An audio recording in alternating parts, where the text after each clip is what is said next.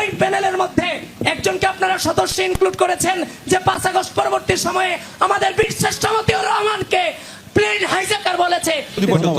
দেখেন আবিদ ভাই 5 আগস্টের পর থেকে এই কবিতাগুলো বারবার আবৃত্তি করে আসতেছে। আমি একটু জানতে চাই আবিদ ভাইয়ের কাছে, এই 5 আগস্টের পরে 5 আগস্টের পরে আজ পর্যন্ত শিক্ষার্থী বান্ধব ছাত্র বান্ধব আপনার কি কি কাজ ছিল একটু জানেন?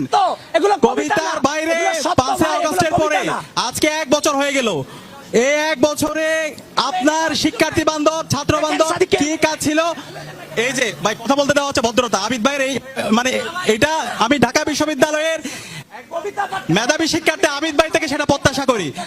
উনি কথা বলার সময় বারবার এই ধরনের ইন্টারফারেন্স করে, এটা কোন ধরনের ভদ্রতা? এটা তো ভাই একটা বেসিক একটা হচ্ছে বিহেভিয়ার।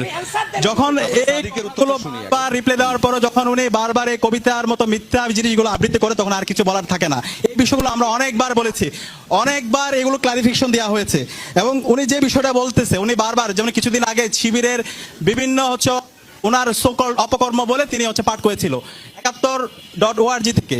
ওই এর অপর পেজে বলা আছে জিয়া রহমান হচ্ছে একজন স্বৈর শাসক, সে হচ্ছে খুনি, তারেক জিয়া হচ্ছে একজন খুনি এবং হচ্ছে ওখানে আমি ওটা কোট আনকোট বলতেছি, এবং ওইখানে বলা আছে হলো খালেদা জিয়া এটিমের টাকা আত্মসাৎকারী। তো ওই ধরনের বয়ান দ্বারা যখন আমাদের আবিদ ভাইরা প্রভাবিত তখন তো আর কিছু বলার থাকে না। ঢাকা বিশ্ববিদ্যালয়ের মেধাবী শিক্ষার্থীদের এই বিষয় অবশ্যই তারা বোঝার কথা।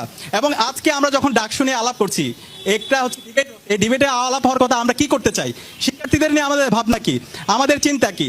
সো এই চিন্তা না গিয়ে ওনাদের যেহেতু আর কিছু নাই, 1 বছর কোনো কাজ করে নাই, এবং মোল্লা ভাই বলছে যখন হচ্ছে শিক্ষার্থীদের একটা গণদাবি ডাকসু নির্বাচন হোক, সেই নির্বাচনটাকে বন্ধ করার জন্য বিভিন্ন ধরনের ষড়যন্ত্র চক্রান্ত করছে এবং এটাও ঠিক মতো করতে পারে নাই। এখন যেহেতু কোনো কিছুতে নাই, সুতরাং সে আগের ক্যাসেটগুলো, ওই যে দিল্লির ক্যাসেট, হাসিনাবাদী যে ক্যাসেট, ক্যাসেট, সে ক্যাসেটগুলো আবার বারবার হচ্ছে কি করতে বাজাইতে হবে। এর বাইরে নতুন কিছু বলার নাই। তো আমি নতুন আমরা কি করতে চাই সেটা শিক্ষার্থীদেরকে নিয়ে আমাদের ভাবনা কি সেটা আমি জানাতে চাই। সাদিক আমরা আবারো ফিরবো। আমি একটু কথা উনি বলছে বিশ্ববিদ্যালয় ছায়া প্রশাসন, এখানে আমার যারা বন্ধুরা আছে, আমার ছোট ভাইরা যারা আছে, আমার যারা বোনরা আছে, আমি তাদের কাছে জিজ্ঞেস করতে চাই আজকে যারা প্রত্যেকটা হলের প্রভোস্ট তারা কোন দলের, আপনারা একটু বলেন। আজকে যিনি প্রভোস্ট কমিটির চেয়ারম্যান তিনি কোন দলের বলেন, আজকে যে প্রভিসি সে কোন দলের বলেন।